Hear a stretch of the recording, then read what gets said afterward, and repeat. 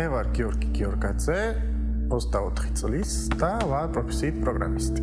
რაც ხდება ინტერნეტში და რაც მომწონდა რითიც ვარ დაინტერესებული, ვცდილობ რომ ეს გავიმეორო და გავაკეთო ძაფით. ძაფი როგორც ხელოვნების ენა. ესე შეიძლება ვუწოდოთ გიორგი გიორგაძის განსაკუთრებულ ტექნიკას, რომელიც მის შემოქმედებას უნიკალურობას სცემს. ის არ ხატავს ფუნჯით, არ იყენებს საღებავებს. მისთვის საკმარისია ტევნის ათასობით მოძრაობა და უსაზღვრო მოთმინება, რომ ძაფებისგან ნახატი რეალობად აქციოს.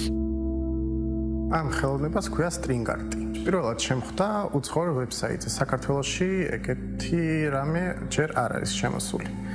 და რო შემხვდა იმდენად დავინტერესდი, რომ გადავწყვიტე დედასთვის საჩუქარი გამეკეთებია და ამეწყო ნახატი. შემდეგ ეს ნახატი რო ავაწყო, ისე მომეწონა და ისეთი კარგი გამოვიდა, რომ გადავწყვიტე კიდე ერთი ამეწყო. და უკვე ჩემი დისთვის, მე მეორე დისთვის და მერე უკვე ბევრი შემდეგი ნახატიც გავაკეთე. ყველა ნახატის გამეორება არ არის საფრთხოდ შესაძლებელი, რადგან არის მხოლოდ შავი და თეთრი ფერი და თუ არის ბევრი სიმუქე მაგალითად, უკვე ნახატი არ გამოვა ხარისხიანად. უნდა იყოს აი კონტრასტი თვითონ ნახატზე. უნდა იყოს როგორც ბნელი ადგილები, როგორც ნათელი.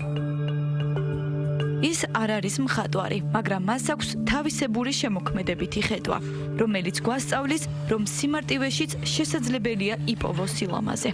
ხატვას ვცდილობდი, მაგრამ არ გამომდიოდა. ეს არის უფრო აი ხელით ნაკეთი.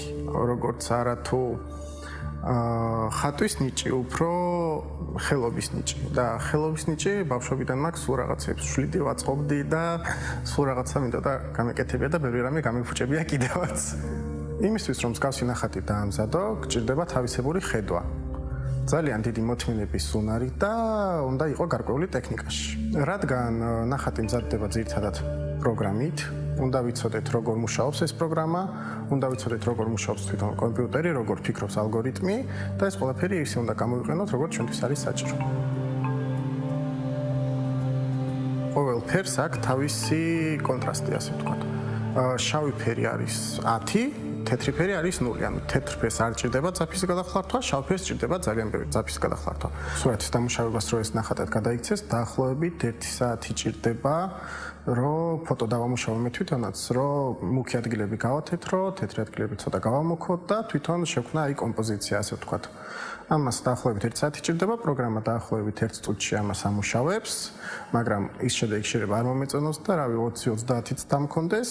შემდეგ უკვე თვითონ ნახატის აწყობას ჭირდება დაახლოებით 6 საათი ამჟამად. თავიდან პირველ ნახატზე 12 საათი ვაწყობდი და ანუ რადგან ბევრი გავაკეთე, უკვე საკმაოდ ნაკლები დრო მჭირდება. ძალიან მინდა რომ ეს ნახატები გამოვიდეს ფერადი.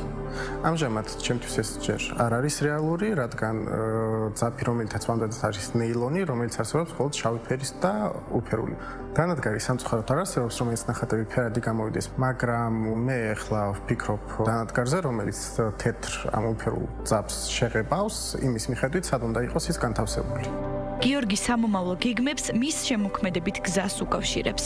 მისი მიზანია განავითაროს ძაფების უნიკალური ტექნიკა და მის ხელოვნებას ახალი ფერების შესწინოს.